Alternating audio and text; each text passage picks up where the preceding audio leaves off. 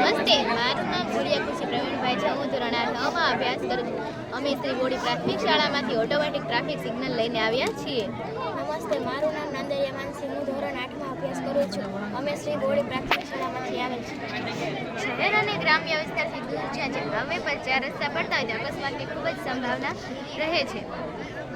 ત્યાં બીજી કોઈ વ્યવસ્થા હોતી નથી. રજૂ કરવામાં આવેલી કૃતિમાં ચારે દિશામાં વિપરીત કાંટા ગોઠવવામાં આવ્યા છે. જ્યારે વિપરીત કાંટા ઉપર વાહનનો વજન આવશે એટલે તેની સાઈડની લાઈટ થશે અને બંને બાજુના વાહનો ઊભા રહી જશે. અને જ્યારે આ વાહન પેલી સાઈડ વજાશે એટલે બધી વાહનોની અવરજવર ફરીથી શરૂ થઈ જશે. આવી રીતે કરવાથી અકસ્માત ખૂબ જ ઓછા થાય છે.